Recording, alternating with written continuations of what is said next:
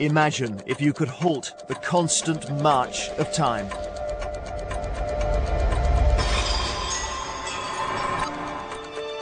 If you could slow it down and speed it up.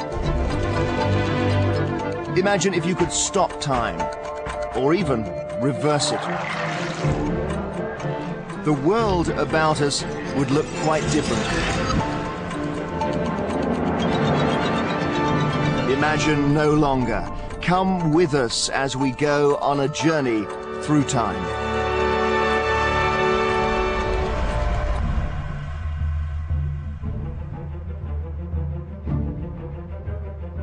The Earth is full of surprises.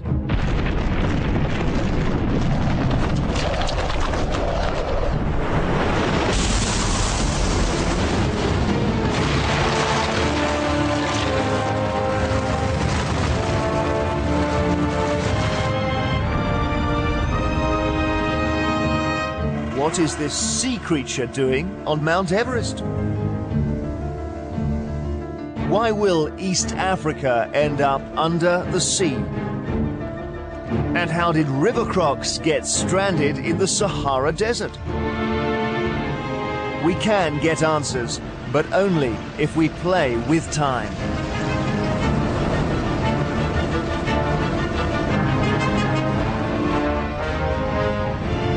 We will show you the hidden forces that build mountains and tear our world apart. We will show you the planet as you have never seen it before.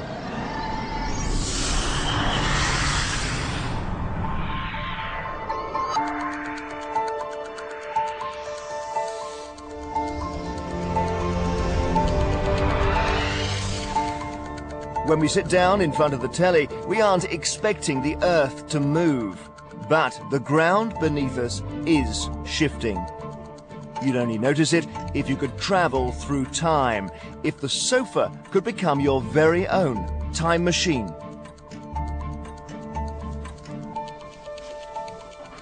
Over millions of years, the ground beneath your feet has gone through some extreme changes.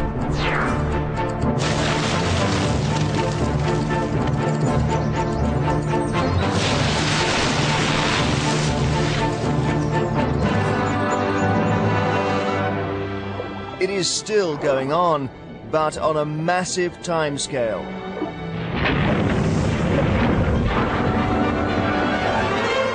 We'll travel through the past, present, and future. Get ready for a wild ride through time.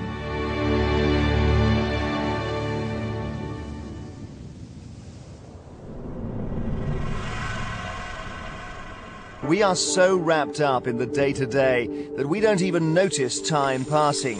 We're taken aback when people change or when we suddenly realize how much we've aged.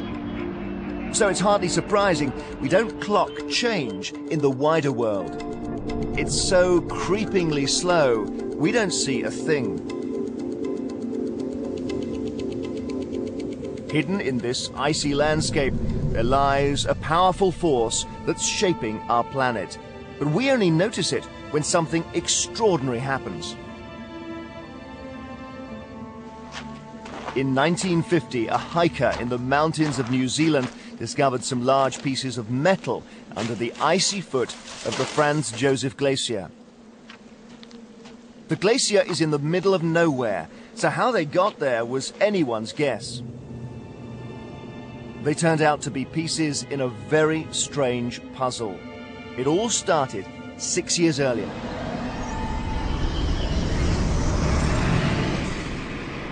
On October the 29th, 1943, a light aircraft took off on a sightseeing trip. It was a tour over the icecapes of New Zealand's South Island.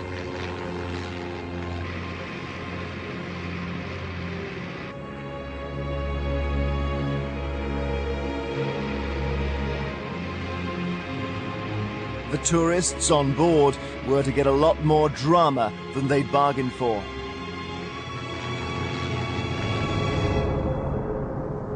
Technical problems forced the pilot to crash land. The passengers were rescued, and even the wreckage was recovered, all except a few pieces of fuselage. It was these missing pieces that the Walker discovered 6 years later, melting out of the glacier. But the really strange thing was that they were found over 3 kilometers from where the plane crashed. How on earth did they move so far? The only thing linking the two sites was the Franz Josef Glacier. So what secrets could it hold?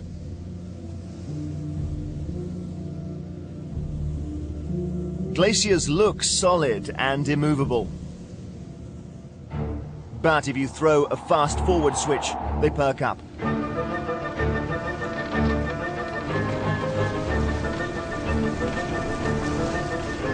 They turn into dynamic rivers of ice.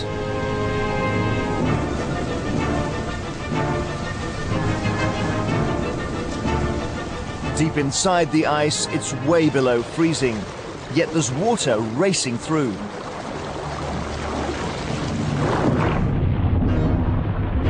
Its own massive weight and pressure causes the lower layers of ice to melt.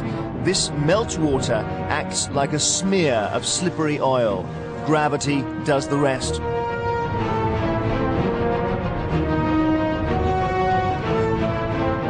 These frozen juggernauts grind down mountains, crumbling rock like biscuit crumbs.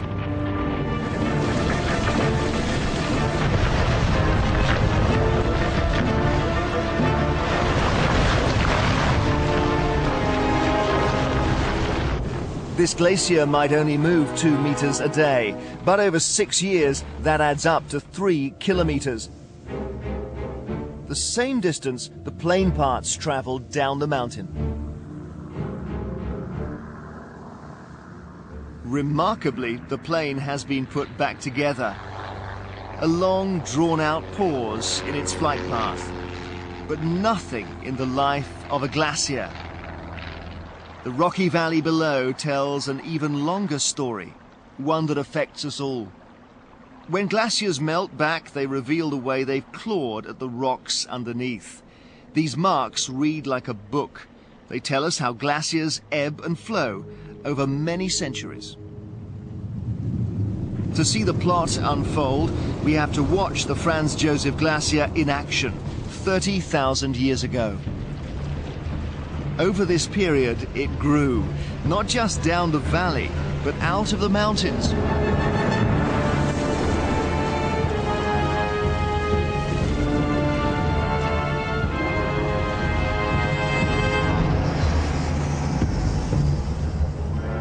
This was going on everywhere.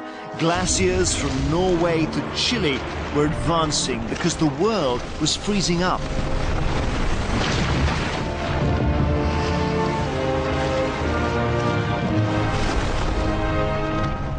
This was the Great Ice Age.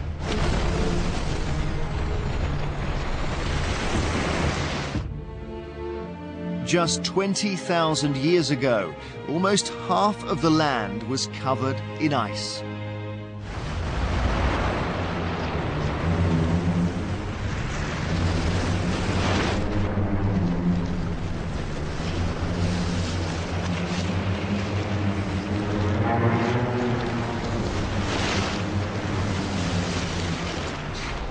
Today we're concerned about global warming, but this could all be overridden by bigger changes, which could send the glaciers on the march once again.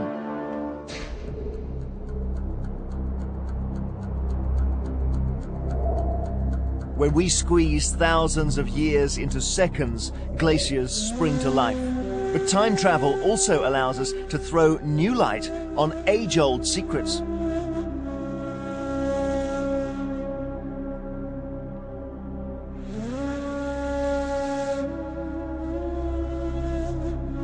The ancient Egyptians left some stunning reminders of their wealth and power. But when the sun set on their civilization, they also left a huge mystery behind.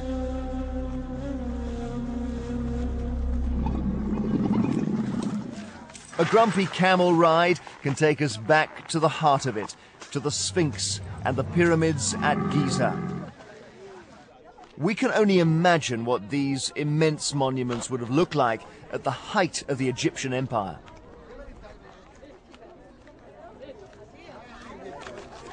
We've always assumed the Sphinx was built at the same time as the pyramids, but maybe it wasn't.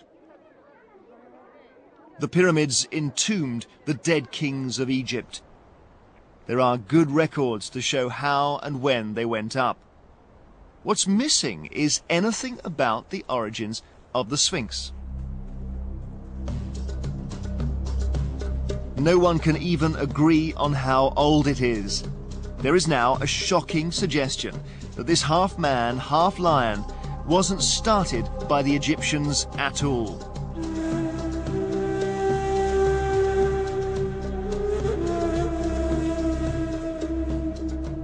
But if they didn't build it, who did? 500 kilometers to the south of the Sphinx, the desert is full of natural monuments that might offer some clues. On a fine day, it's hard to imagine how this magical place came to be. It becomes easier when the wind gets up.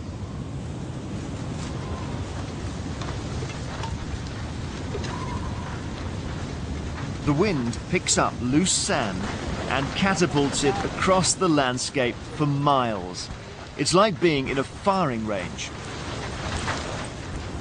Each grain of sand becomes a tiny, stinging missile.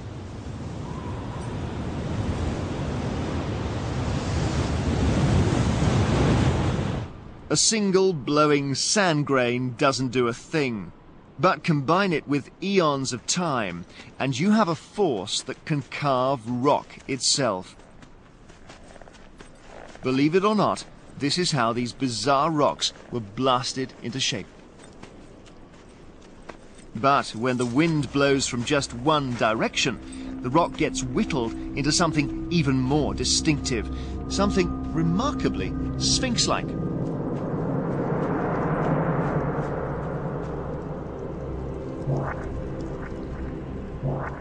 Did the force that created this also have a hand in creating the Great Sphinx?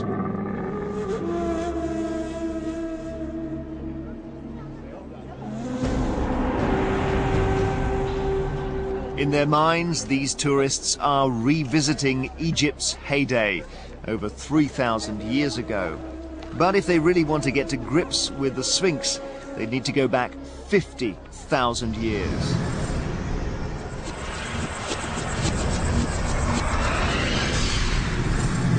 They'd be transported in front of a single giant rock outcrop jutting over the desert at Giza. No pyramids to be seen.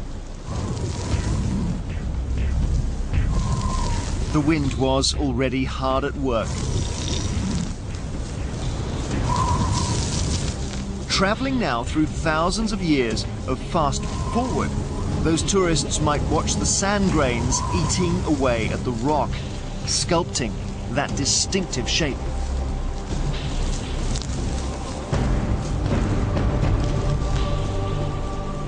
The early Egyptians may just have happened upon this rock and been inspired to add some finishing touches. They gave this rock a name and found it a job, guard duty for the pyramids which were built behind it.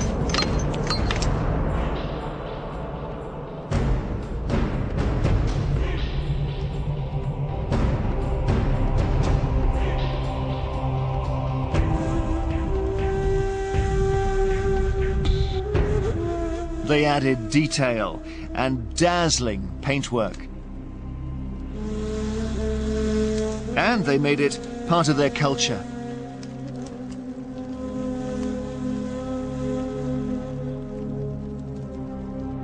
For thousands of years, the Sphinx did guard the pyramids of Egypt. But those days are over.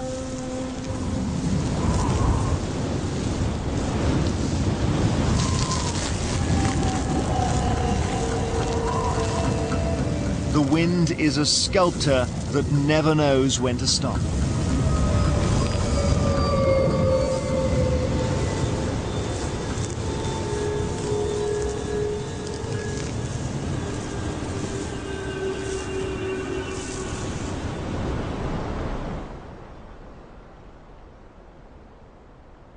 This monumental rock is now a shadow of its former self. It needs high maintenance to fight the ravages of time.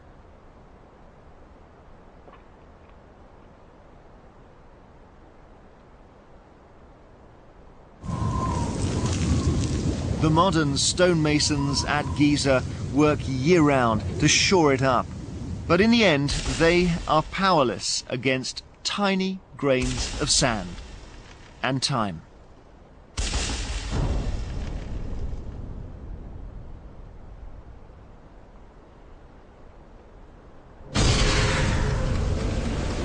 Time travel can show us the big picture. What happens as huge natural forces change the shape of the world around us? Everything can and does change.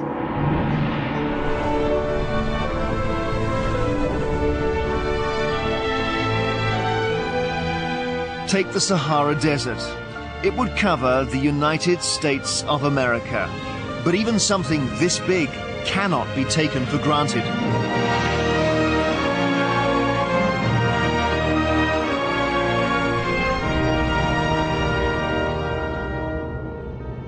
Temperatures regularly peak at 50 degrees. There are places where no rain has fallen for years. And yet, living things attempt to cross it.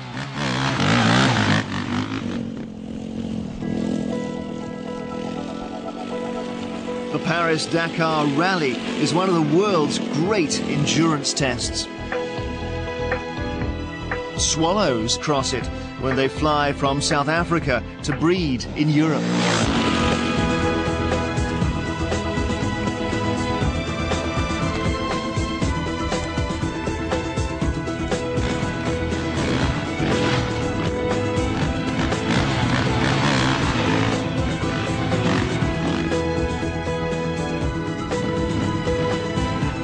Bikers do this for kicks, but it's no fun run for the swallows.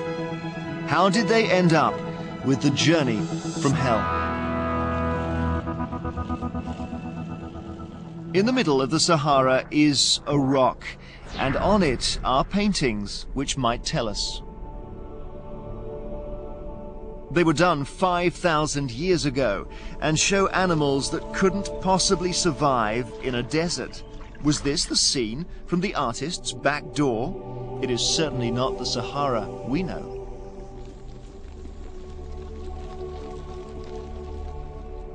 To see for ourselves, let's go back 5,000 years.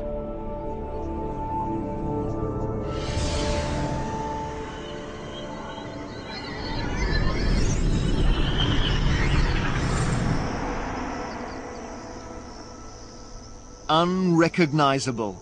This Sahara had vast lakes, forests, and abundant wildlife, where today you'd be dying of thirst.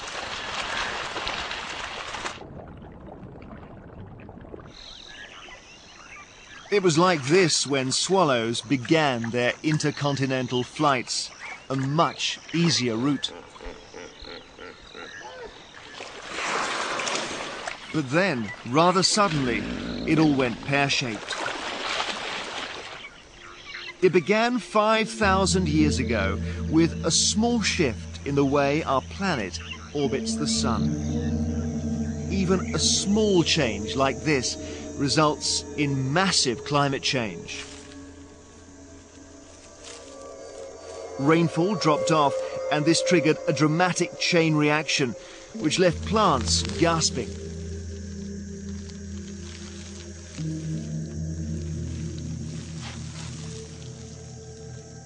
The swallow's migration was turning into an endurance test of its own.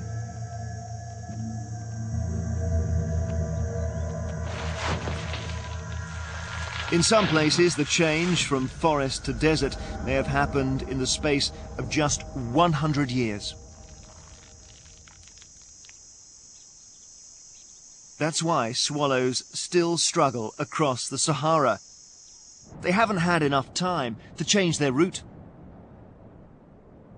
It's the type of journey that sorts the men from the boys. Something this small really needs the right stuff to get to the other side. Their prize lies beyond the Mediterranean.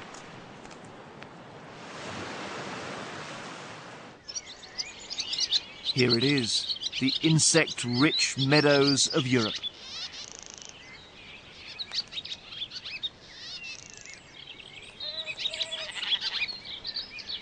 Swallows have a few short months swooping over the English countryside and raising their young before they have to do the whole thing over again.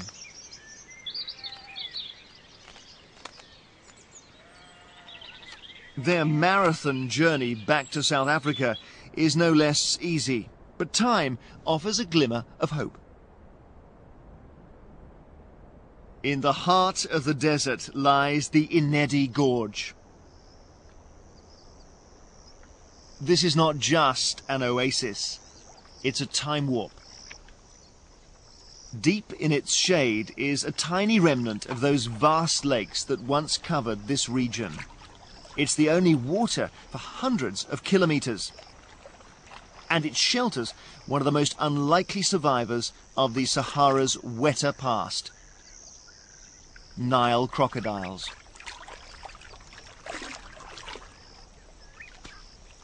They are playing a waiting game.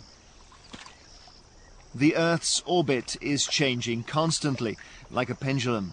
It goes through cycles every 20,000 years, like clockwork. This means that the Sahara regularly alternates between dry and wet. If they can just hang on here for another 14,000 years, they may get a proper lake to swim in. And the swallows might have an easier ride.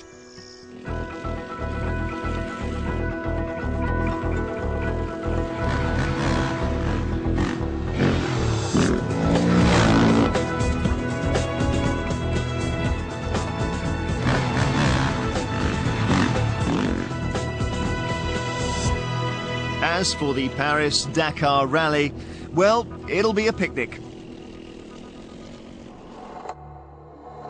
We've travelled through thousands of years to see the morphing of the Sphinx and Sahara, but now we're going to shift up several gears. It's time to fasten seatbelts. We're accelerating into deep time through millions of years. Only then will we have enough time to witness the creation of the Grand Canyon.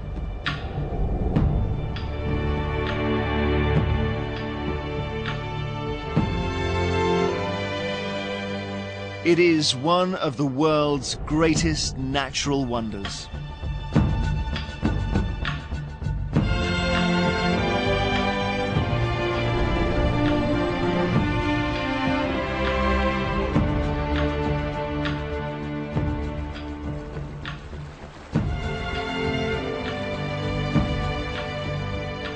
Visitors can be silenced by its sheer scale. But it's almost impossible to get your head around how long it's been in the making.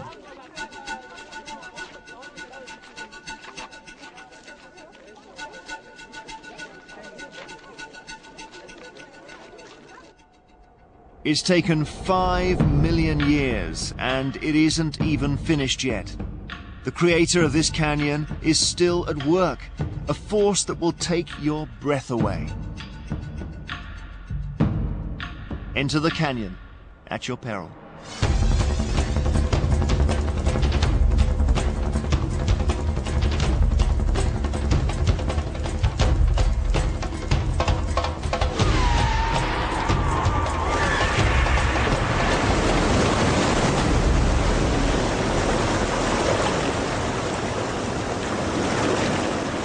The Colorado River at the foot of the canyon will certainly get your heart racing.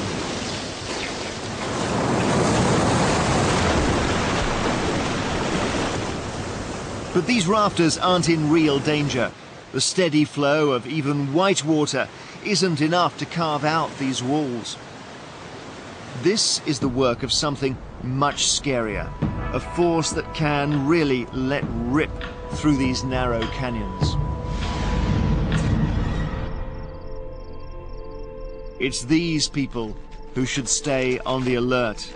The danger signs are written all over the walls.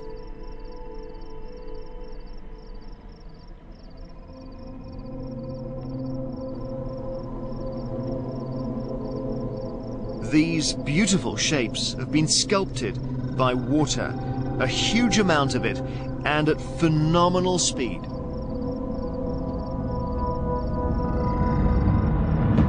But where is the water? This place seems as dry as bone. The Grand Canyon lies at the heart of the Arizona desert.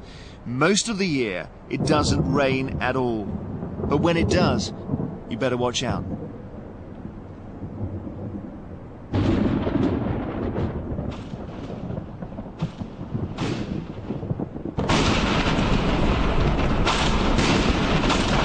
This is where timing comes in.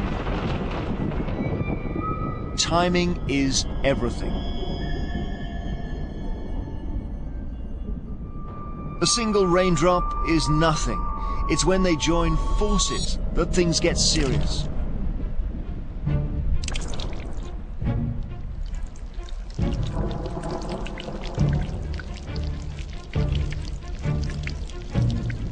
The ground is so sun-baked that the raindrops just don't soak in. They glance off it and stream across the surface.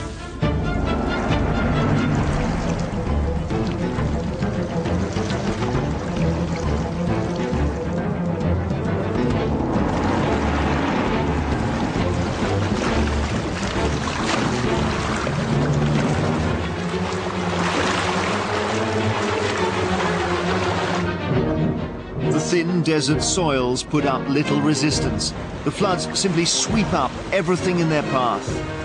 From all over the desert, the floods race towards the canyon, and then they begin to carve downwards.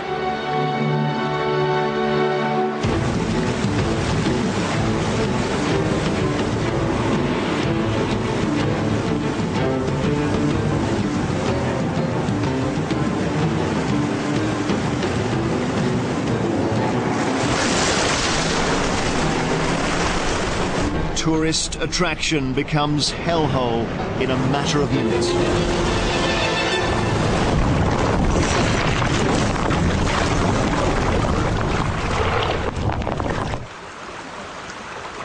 In 1997, 11 visitors were swept to their deaths.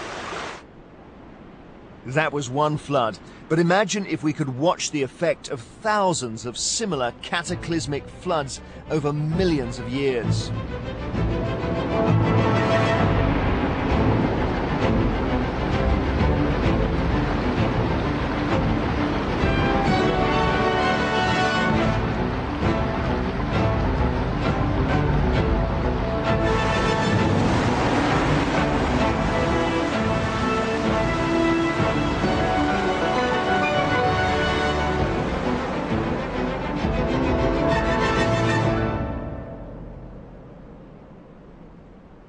The Grand Canyon is a powerful reminder that the world around can change, not gradually, but in short, sharp shocks. It is the timing of these events, as well as the timescales involved, that make our world so difficult to predict.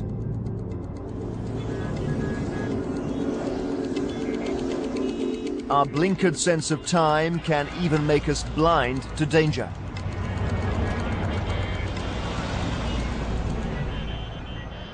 Naples in southern Italy is a city buzzing with life, yet its people are living in one of the most treacherous places on the planet. They just can't see the danger. It only shows itself when we travel through time.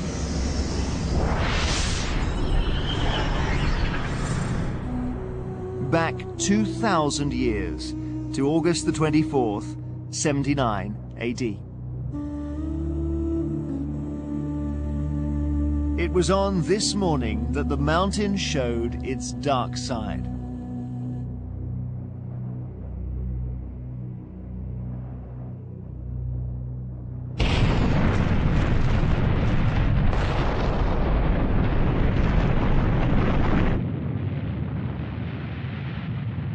Mount Vesuvius blasted a cloud of ash 30 kilometers into the sky. Ash and pumice rained down on the surrounding countryside.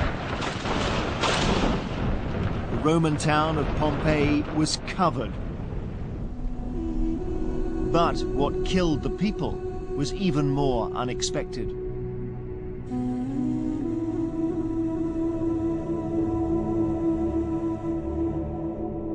They had watched the eruption for a whole day when they should have been getting out of there. They obviously had no idea what this spectacle was, nor that it was about to turn really nasty.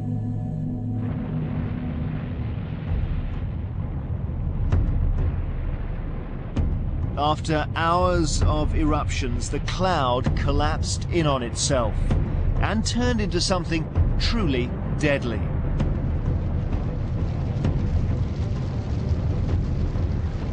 A hurricane of hot gas and rock.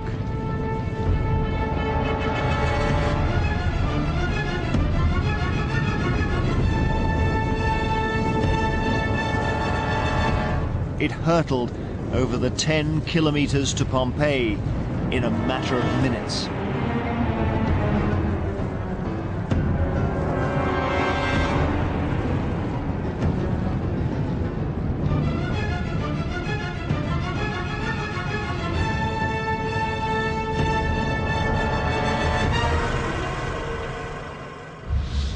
The people didn't stand a chance. Until this disaster, they lived the high life. Pompeii was full of posh homes and grand public buildings. The Romans liked to show off their wealth and know-how. So why did they build it all on the doorstep of a deadly volcano? Volcanoes have split personalities, which operate on two very different timescales. If we squeezed thousands of years into seconds, then Vesuvius turns into a raging bull. But at the pace of a human lifetime, it seems like a gentle giant. Volcanoes can sleep through decades, even centuries. Put these two personalities together, and you have a time bomb. Vesuvius is on a particularly long fuse.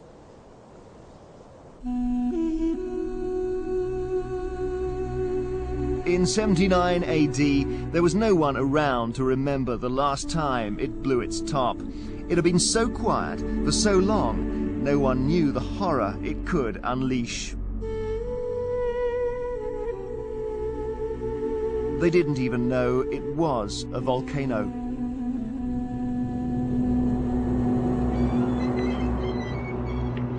You'd think Italians today would steer well clear.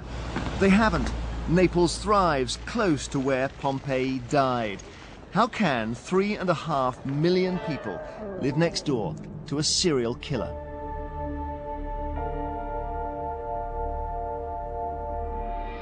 Well, between eruptions, volcanoes are fantastic places to live. Volcanic soil is incredibly fertile. Everything plumps up very nicely. That's what brought the Romans here. Even today, the lower slopes of Vesuvius produce caseloads of good wine. The last time Vesuvius so much as rumbled was in 1944. There is no one alive today who's experienced Vesuvius at full throttle, so its violent power is hard to believe.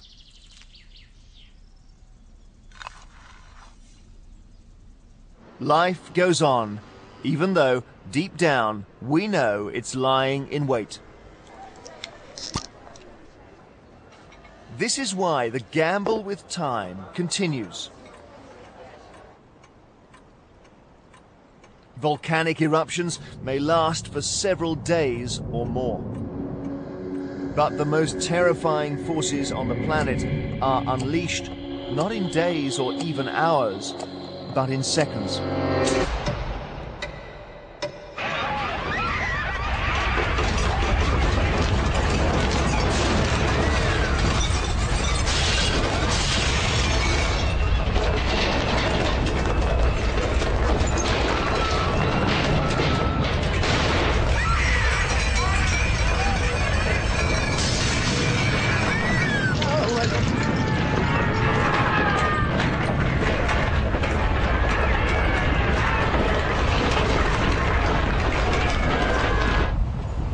The duration of an average earthquake is less than 60 seconds. Seconds filled with utter terror. They look like acts of God, but in fact they're not random strikes at all. If we whip over to Wellington, New Zealand, we'll see what's going on. It's a city that seems on sure enough ground, but not if we travel back to a precise point in time.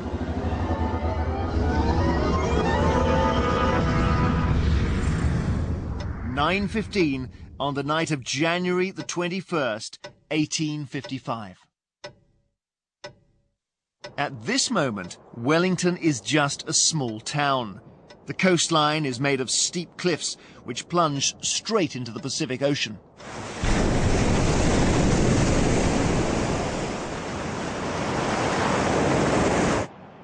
The next few seconds were earth-shattering.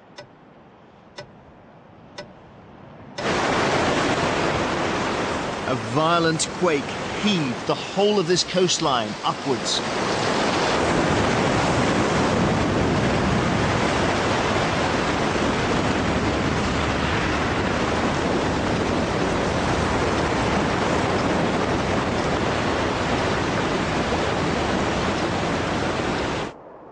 As the cliffs rose, they pulled a whole new area of land out from under the waves.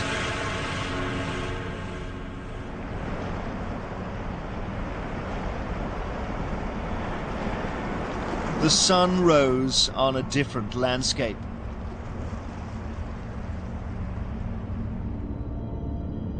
Where fish had swum and surf had pounded, there was now dry land.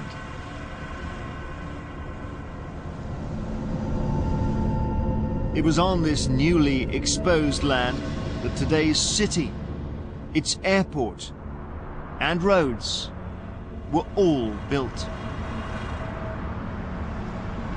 But the 1855 earthquake was not a one-off. By racing through centuries, we can see they've wrenched up the coast over and over again. There's a pattern. And it's a pattern that's repeated in very particular places all around the world.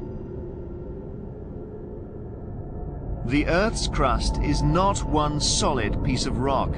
It's broken up, like crazy paving, on a grand scale. The edges of these slabs are constantly grinding, and when they suddenly jolt past each other, that's an earthquake. To live along one of these edges is asking for trouble. Wellington sits slap bang on one of the boundaries, but then so does San Francisco, Tokyo, and Istanbul. Millions of people sitting on borrowed time. An earthquake is bound to hit them sooner or later. There is no if here, it's when.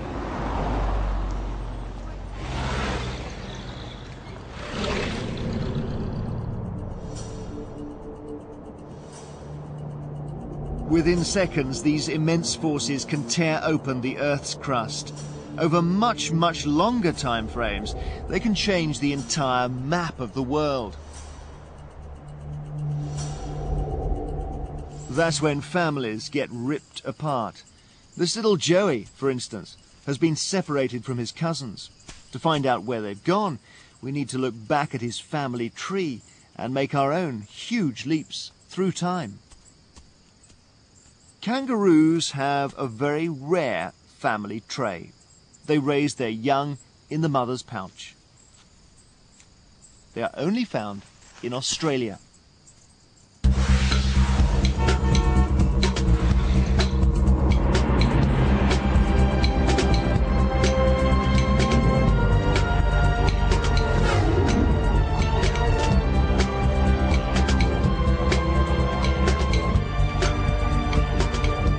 It's not just kangaroos. Most of the unique mammals of Australia do the same thing. All these marsupials look different, but as far as raising babies is concerned, they're like peas from the same family pod.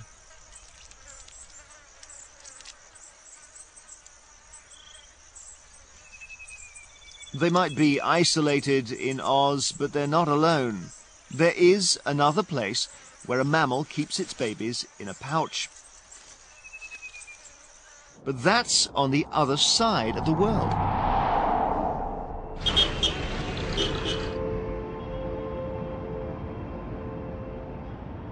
South America.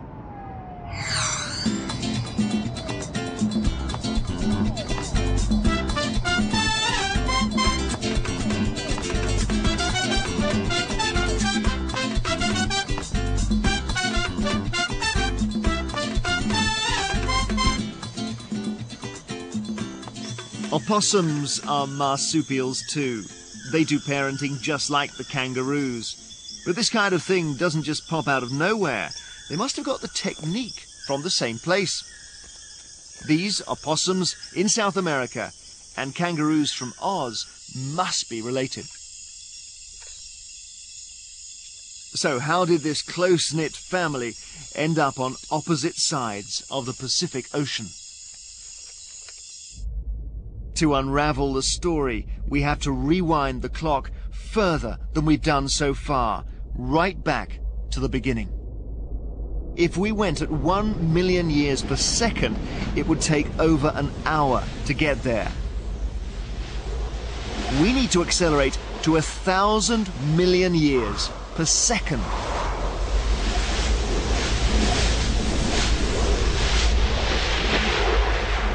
This is how the Earth started 4,500 million years ago. One big mass of molten rock. Since then, only the outer layer, the Earth's crust, has cooled down.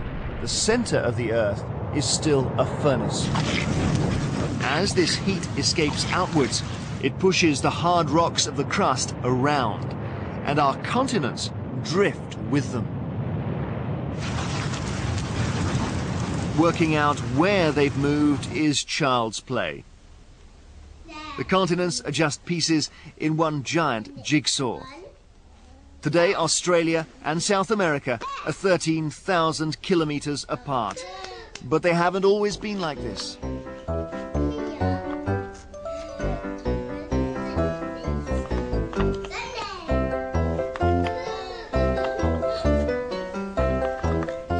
Millions of years ago, they all fitted rather neatly together. It was on this ancient supercontinent that most of the land animals, including marsupials, started life. Lots of jigsaws. Since then, the South American and Australian jigsaw pieces have moved apart, carrying their wildlife with them. The marsupial family was split up for the rest of time.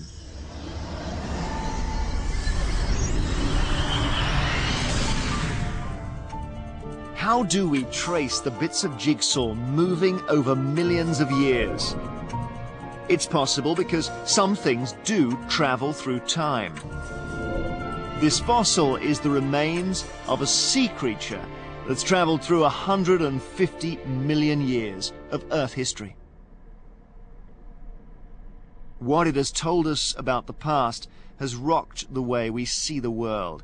It's turned our view of this mountain upside down.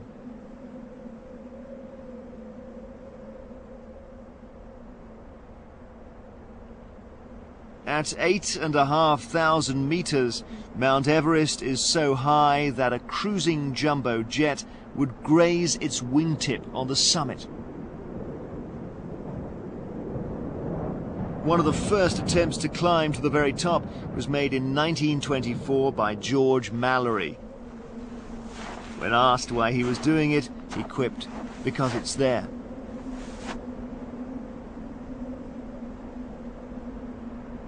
But what we know now is that it hasn't always been there.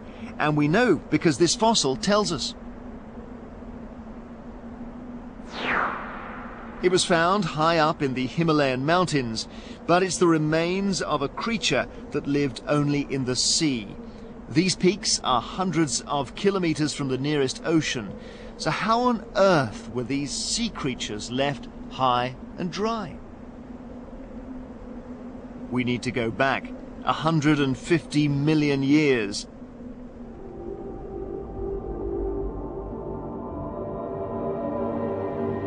To when ammonites were the most successful creatures in the world's oceans. The seas looked very different, but then we wouldn't recognize the map of the world either.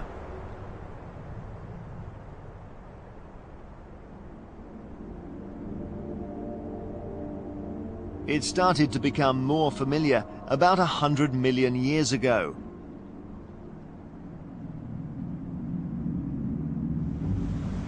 When a chunk of land ripped away from Africa.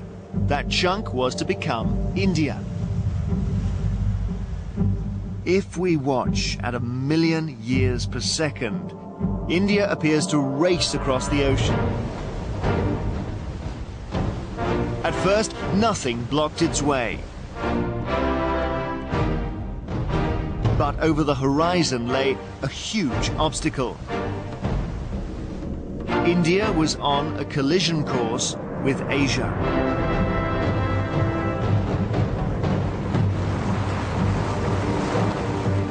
In Earth time, this was the equivalent of a motorway pileup.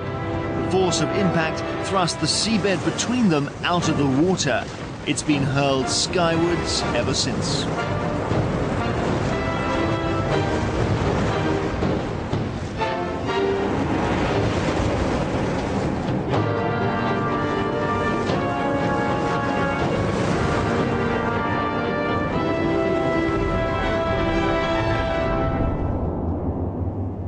Everest, K2 and Annapurna are just part of a chain of wreckage along this crumple zone. They haven't been up here very long. They're raw, new mountains, and animals have only just moved in. They may live on top of the world, but they're walking on rocks from the ocean floor. And it's these rocks that contain the sea fossils.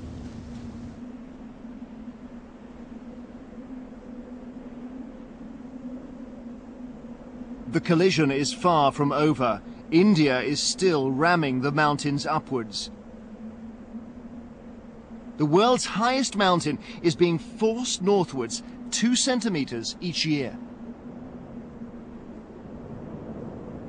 Things have changed even since Mallory's first climb. Everest is not there anymore. It's moved a meter away, over there.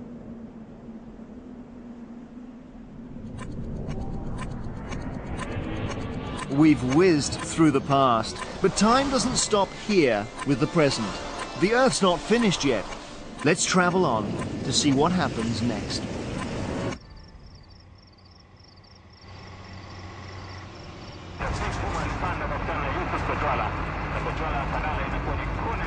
In the tiny African country of Djibouti, a maintenance crew turns up to repair a crack in the road.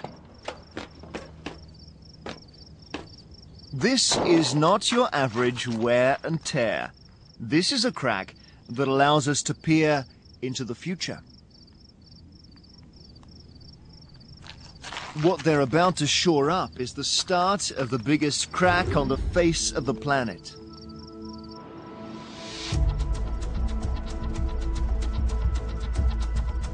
This is a crack that can be seen from space. It runs from that small road in Djibouti, widening out through Ethiopia and Kenya. It then spreads through Tanzania and Malawi. It ends in Mozambique, 6,000 kilometers away.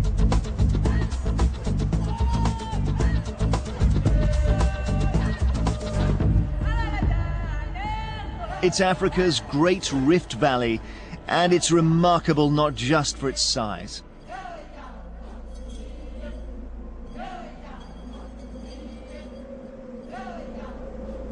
This long, cliff-bound valley provides a stage for the biggest gatherings of wildlife in the world.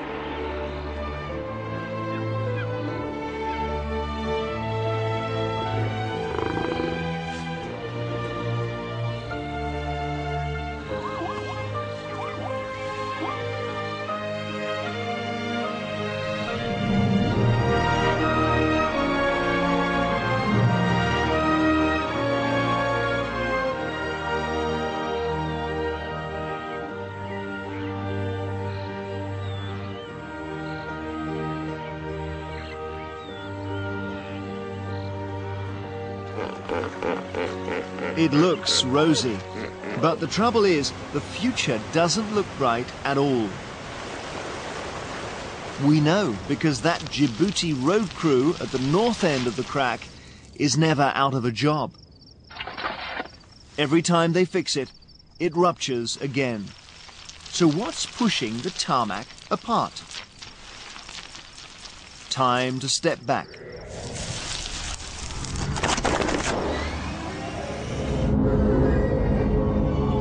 Back 30 million years. That's halfway between now and the extinction of the dinosaurs.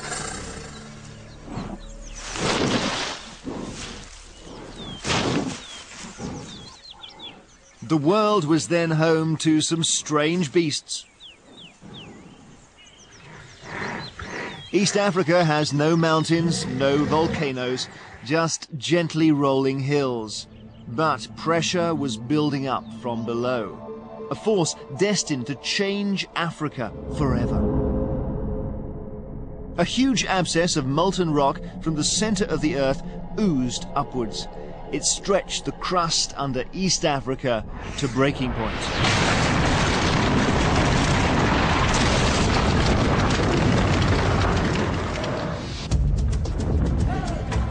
Molten rock was squeezed out to form new mountains, and in less than 1 million years, Mount Kilimanjaro grew from nothing to become the tallest peak in Africa.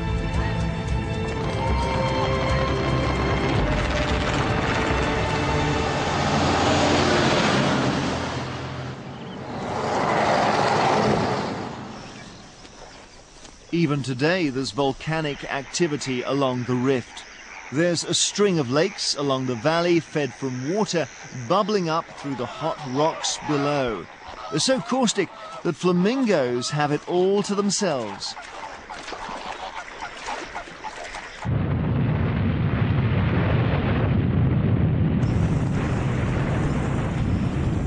Periodic eruptions also come with the territory.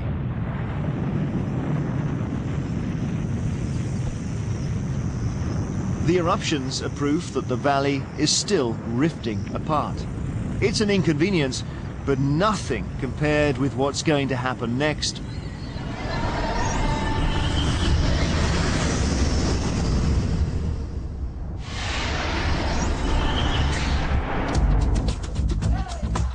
In around 10 million years' time, the crack will have become so wide that the ocean will breach in.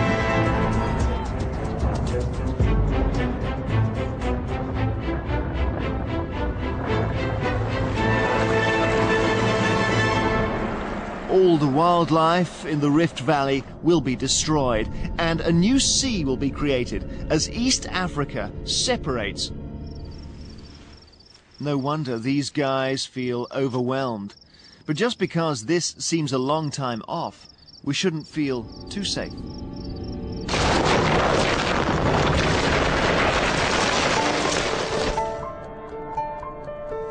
Given enough time, something huge will rear its ugly head. Something that could destroy us all. It could be in 1,000 years, 100 years, 10 years, or tomorrow.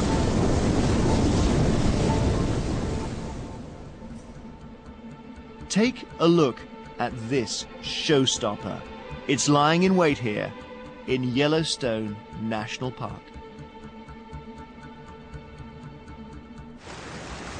Yellowstone is famous for its hot springs and geysers, where the Earth's heat escapes as superheated water. One in particular is renowned for the precision timing of its blowouts. Old Faithful. It goes off every 90 minutes.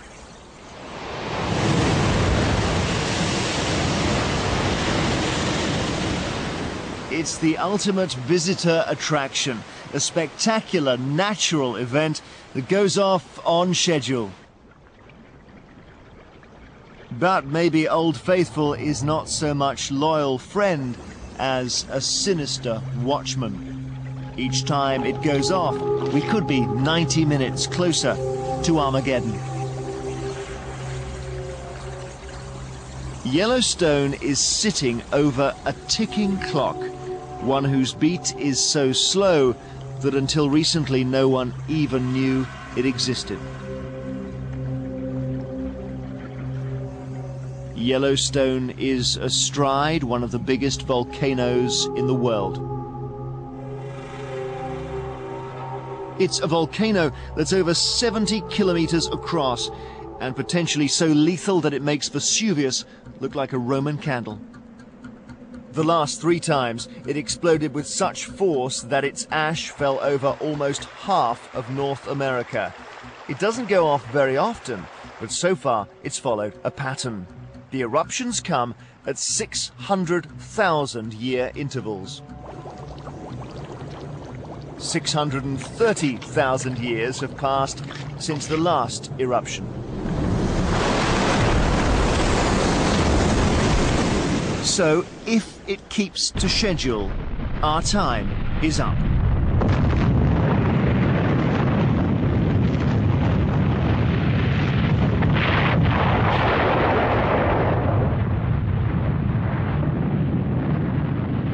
No one on the planet would escape this big smoker. It could trigger a chain reaction of volcanic winters and for humans potentially fatal climate change.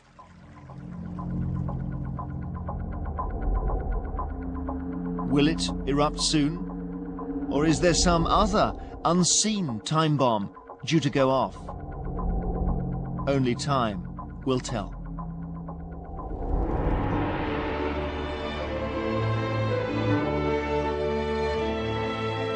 Next week, join us in a race against the clock as we unravel some of life's incredible ways of beating time.